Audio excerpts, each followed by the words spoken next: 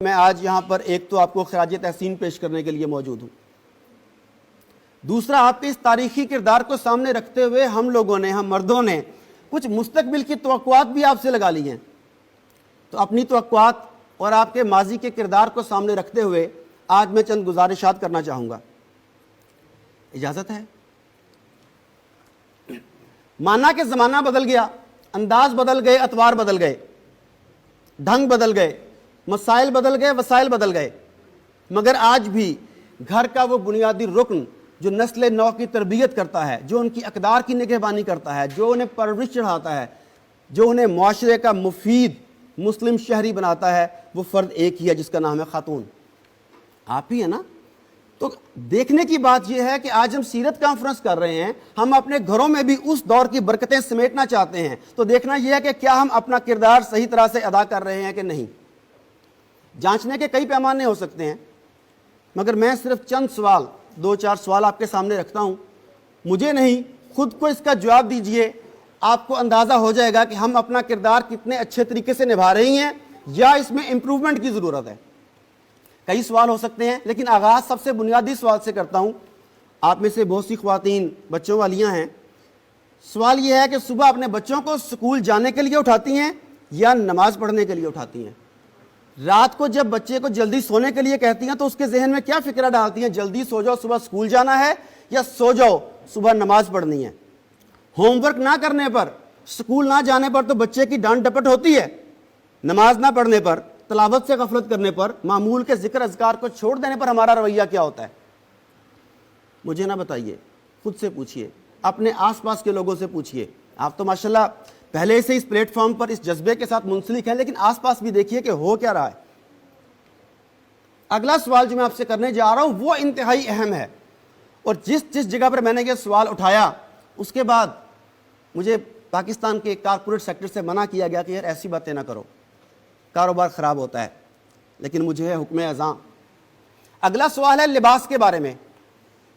لباس ہماری شخصیت کا آئینہ ہوتا ہے، یہ بتاتا ہے کہ ہمارے ذہن میں کیا چل رہا ہے، یہ بتاتا ہے ہم کرنا کیا چاہتے ہیں۔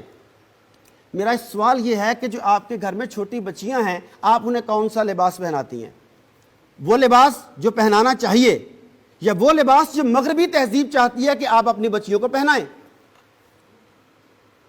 یہ ٹائٹس، شارٹ سکرٹس، ڈیپ نیک گلے والے فراک، ہاف سلیو یا سلیو لیس فراکس، یہ بازو، مجھے بتائیے یہ سب کس چیز کی عکاسی کرتے ہیں؟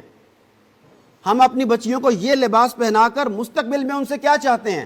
مستقبل میں کس طرح کا کیریکٹر ان میں انجیکٹ کرنا چاہتے ہیں؟ یاد رکھیے، آج کی چھوٹی سی غلطی کل کسی بہت بڑے المیہ کو جنم دے سکتی ہے، آپ کو آج احتیاط کرنا ہوگی۔ اس وقت تمام شیطانی اور دجالی طاقتیں آپ کے نظام کے خلاف اکٹھی ہو چکی ہیں ہر پلیٹ فارم پر۔ اس کی کئی مثالیں دے سکتا ہوں، ایک چھوٹی سی مثال آپ سے متعلقہ دیتا ہوں۔ آپ کسی بھی بچوں کے ریڈی میڈ شاپ پر چلی جائیں، 5 6 7 سال کے بچے کو چھوڑ دیں، 8 9 10 11 12 13 سال کی بچی کے پورے بازوؤں والے کپڑے، شلوار دوپٹے کے ساتھ کپڑے مجھے ڈھونڈ کے دکھا دیں، آپ حیران ہو جائیں گے کہ پورے پاکستان میں کسی اچھے معروف برانڈ پہ 11 12 13 سال کی بچی کے ایسے کپڑے جو شلوار قمیص ہو، گلا پراپر ہو، پورے بازو ہو، ساتھ دوپٹہ ہو، آپ کو نہیں ملے گا۔ آپ کیا کریں گے؟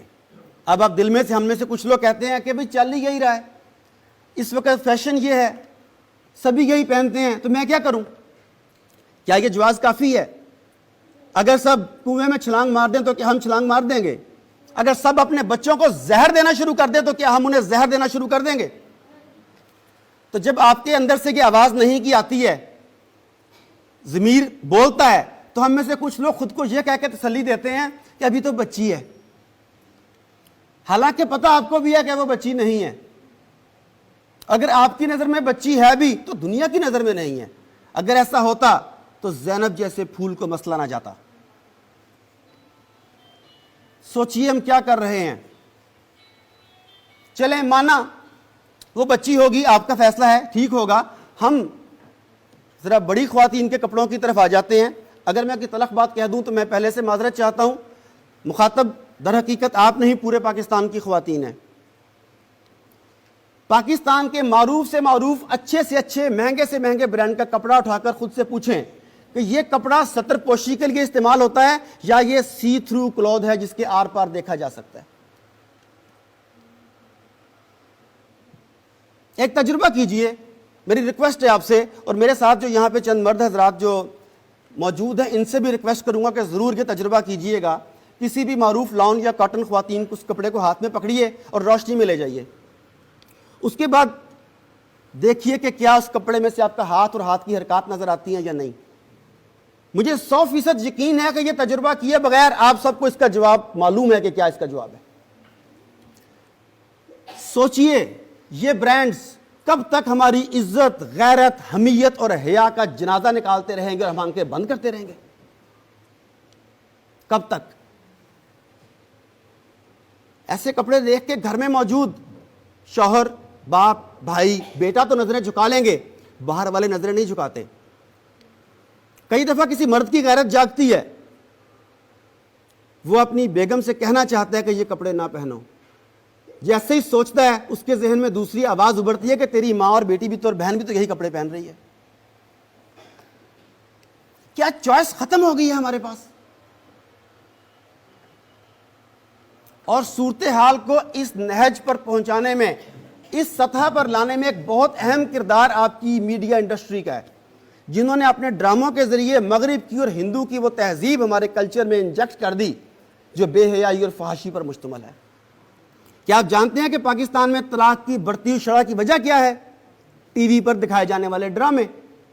کیا آپ جانتے ہیں کہ پاکستان میں رشتوں پر سے اعتماد کیوں اٹھتا جا رہا ہے؟ یہ ڈرامے. ابھی بھی موقع ہے, سوچئے میری معزز خواتین, وقت کی تنابیں اس وقت آپ کے ہاتھ میں ہیں. آپ چاہیں تو اس شیطانی جال کو توڑ سکتی ہیں, ان شیطانی تاروں کو توڑ سکتی ہیں, لیکن یہ فیصلہ آپ کو کرنا ہے. آپ نے سوچنا ہے اپنے لیے, اپنی آنے والی نسل کے لیے, اپنی بیٹیوں کے لیے, بہنوں کے لیے, بہوؤں کے لیے. بولیں کیا اس بارے میں آپ ساتھ دیں گی؟ ہمیں اس کے آگے باندھنا ہوگا. کوئی تو بولے گا, کوئی تو آواز کھڑی کرے گا ہماری.